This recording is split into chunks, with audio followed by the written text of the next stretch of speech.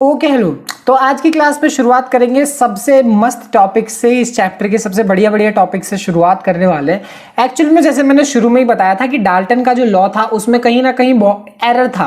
अब वो एरर्स के बारे में हमने शुरुआत में बात करी थी कि stability of atom, comparison, combination, electromagnetic radiation, ये सब इसके बारे में शुरुआत में बात करी थी। अब इन सारी प्रॉब्लम्स के का जो जड़ था वो जड़ ये थे कि हमने डिस्कवरी करी थी किसकी, सब एटॉमिक पार्टिकल्स की, यानी इलेक्ट्रॉन, प्रोटॉन और न्यूट्रॉन की भी डिस्कवरी हुई डाल्टन के बाद। डाल्टन ने बोला एटम इंडिविजिबल होता, उसके अंदर कुछ नहीं होता, बट बाद में ये तीनों डिस्कवर हुए और इन तीनों के डिस्कवरी के बाद प्रॉब्लम अराइज हुई और ये सारी प्रॉब्लम दिक्कतें देने लगी। यानी इन दिक्कतों को सॉल्व करने के लिए अब एक नई चीज की नीड है और वो क्या है, नीड फॉर एटॉमिक मॉडल्स। हमें नए नए एटॉमिक मॉडल्स की नीड पड़ेगी। अब मॉडल्स की क्यों नीड पड़ेगी? क्योंकि पहली बार में जो मॉडल बना वो एकदम परफेक्ट नहीं होगा, ये बात तुम्हें भी पता है। तो समय के साथ वो ठीक होता जाएगा, इसलिए मॉडल्स। तो यहां से अलग अलग साइंटिस्ट ने अलग अलग मॉडल दिए, सब में से कुछ बातें सही कुछ बातें गलत थी, वो वाली बातें हम देखने चलेंगे। तो जो सबसे पहले साइंटिस्ट थे जिन्होंने एक तरीके से मॉडल दिया इनके बाद, डाल्टन के बाद, वो कौन थे? Thompson model. ठीक है, तो थॉमसन के मॉडल के बाद ही एक तरीके से कह सकते हो कि डाल्टन के मॉडल में एरर आ गए थे। अब इन्होंने मॉडल में क्या बोला, अपनी जो बातें बोली उसमें क्या बोला कि जो सबसे पहली चीज है कि एटम जो है वो स्फेरिकल शेप का होता है, एक गोल शेप का होता है, गेंद आकार का होता है, ऐसा उन्होंने सबसे पहली बात बोली, कुछ इस तरीके का होता है।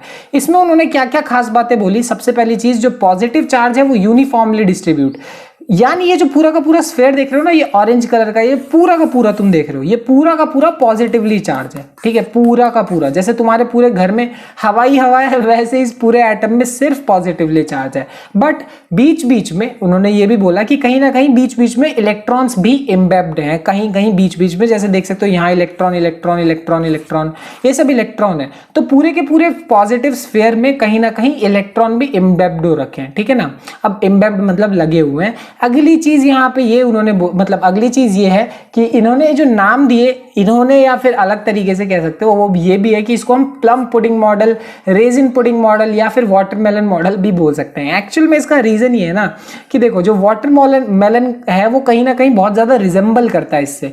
देखो वाटरमेलन का जो रेड रेड पार्ट है वो पूरा का पूरा पार्ट एक तरीके से पॉजिटिव वाले पार्ट को रिप्रोड्यूस कर रहा है, रिप्रेजेंट कर रहा है, जैसे यहाँ पे है। और इसके अंदर जो बीज होते हैं वो बीज किसको रिप्रेजेंट कर रहे हैं? इलेक्ट्रॉन्स को रिप्रेजेंट कर रहे हैं। तो तुम नोटिस करोगे कि कहीं ना कहीं ये एटम का जो मॉडल है वो बिल्कुल ही वाटरमेलन जैसा है। वाटरमेलन के मतलब रेड वाले पार्ट जैसा है, बिल्कुल वैसा ही, पूरा पॉजिटिव स्फीयर, बीच बीच में इलेक्ट्रॉन। ठीक है, तो ये था मॉडल किसका?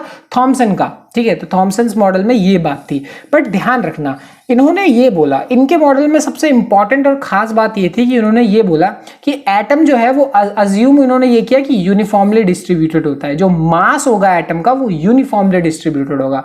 कहने का मतलब है, अगर समझ लो कि जैसे वाटर की बॉटल है, अब पानी की बॉटल होगी, तो पानी की बॉटल जो होगी उसमें जब पानी जब नीचे नीचे होगा, बहुत कम पानी है तो नीचे नीचे पानी है, तो जो ज्यादातर भार है बॉटल का वो पानी के नीचे वाले पार्ट में ही होगा, यही चीज है। बट जब तुम बॉटल को पूरा पूरा भर दोगे, लबालब भर दोगे, तो जो मास है वो पूरी तरीके से पूरी बॉटल में एक तरीके से डिस्ट्रीब्यूट हो गया, यही चीज है। तो थॉमसन मॉडल ने बोला कि ये जो मास होता है पूरे एटम का वो ऐसा नहीं होता कि कहीं एक ही जगह कंसेंट्रेटेड हो। ऐसा मैं नहीं बोल रहा, ऐसा थॉमसन ने बोला था कि एक ही जगह कंसेंट्रेटेड हो, ऐसा नहीं होता। उन्होंने ये बोला कि जो मास है वो पूरे एटम में यूनिफॉर्म तरीके से डिस्ट्रीब्यूटेड होगा, पूरे का पूरे एटम में हर जगह एक तरीके से यूनिफॉर्मली, हर पार्ट में से उठाओगे तो मास तुम्हें इक्वल मिलेगा, ये उन्होंने कहा। ठीक है ना, बट क्या इनकी बातें सही थी? हाँ, कुछ बातें सही थी, कुछ बातें गलत थी। थॉमसन ने इलेक्ट्रॉन को डिस्कवर किया था, जैसे कि मैंने तुम्हें बताया, तो इलेक्ट्रॉन की डिस्कवरी इनके लिए बहुत ज्यादा बड़ी बात थी।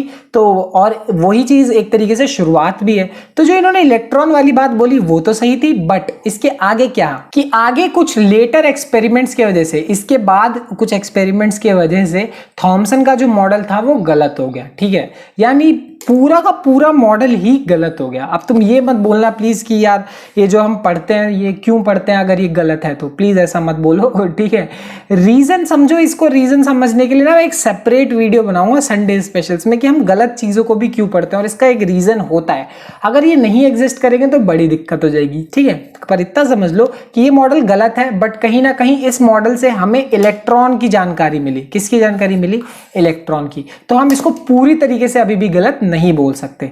इसमें कुछ फिक्स करने की जरूरत है और वो समय के साथ आगे फिक्स किया जाएगा, आगे के मॉडल्स में फिक्स किया जाएगा और वो देखेंगे अगली क्लास में। Bye bye.